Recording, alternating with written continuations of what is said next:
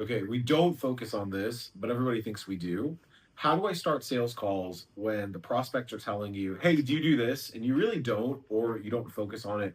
Why does this happen? So, how do you fix it? So, there are some offers where everybody is going to hear what they want to hear. So, we have a couple clients where they do a lot of things, but the prospects are so interested in saving money or they have such a big pain point that all they hear are is, oh, you go after delinquent payments, or oh, you do cheap credit card processing with stablecoin rails or something, right? Like people only hear what causes them pain and they say it out loud. So like you sell one thing, that one thing is like a word association. They associate banking solutions with F Stripe. Why is Stripe so expensive? Why am I paying 3%? How can we fix this? So people only hear what causes them pain and then they say it out loud. That's what's going on. The other thing that's going on is when people are in pain, they are considered closed. They only see what is causing them pain. This is a good thing if you are selling exactly what they're closed on. 99% of the time you're not. They're not closed on you, they're closed on their pain. So you have to open them and then close them again so you can show them the value of your service and they decide they want it. Okay, so how do you do that? Um, in order to open them, you have to meet them where they're at in the pain. So here's an example. We say, actually, the number one thing people bring up with us on calls is credit card processing fees. And the reason we have fees like that in the first place, along with other banking fees and overhead, is banking as a system was designed for a world that doesn't exist anymore. It's designed for a world that was old when our grandparents were young. It doesn't work for companies that do a lot online, or really any company that started up in the last 20 years. You probably see this in a dozen ways, a bunch of fees that make no sense, how going to the bank or calling them is often difficult or frustrating, and how you know they're lending the money you have with them out, but it's really difficult to get interest on the large balance a lot of businesses need to keep in their checking account to function.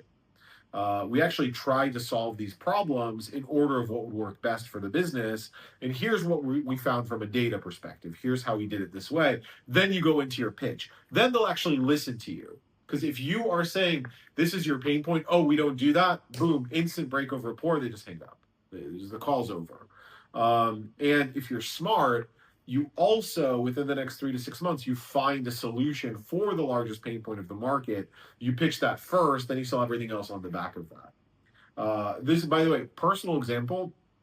A lot of people, they buy Bitcoin, they buy tech stocks, things like that, did really well last 5 years, 10 years, and their parents are like, you need to buy a house, you need to have a 9 to 5, you need to do this. And it's like, if you make fun of your parents, if you're like, well, look at how much money we made, or if you're like, well, look at this is a way better investment, you're just going to find a disconnection. You're just going to create an antagonistic relationship. You're going to make it harder for yourself than you need to.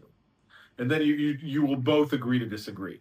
What you can do is work on shared values and seeing the world the same way. Instead of arguing about a house versus stocks or Bitcoin, you can say, hey, the things that you taught me, saving my money, working hard, like finding value in the market, like really going to the best college so I can get the best job.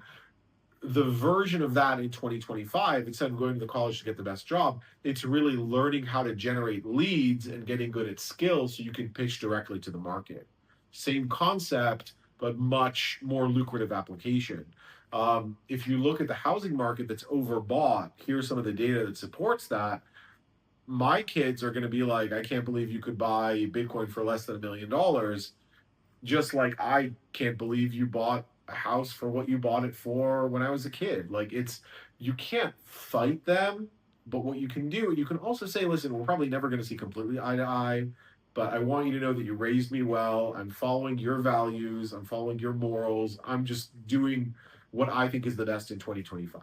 I can show you data, but at the end of the day, I love you. Like that's your best approach because you're always going to get people that are stuck on one train of thought, one solution. In sales, a lot of our job is to get them unstuck first so we can actually talk to them being open, and then we give them the opportunity. We don't force them. That's the most important thing. You can't force people to go with you. You give them the opportunity to see things from your point of view, and you have to be okay if they don't. That's going to make you the most money. It's going to give you the best relationships. Hope this was helpful. I will talk to you guys soon.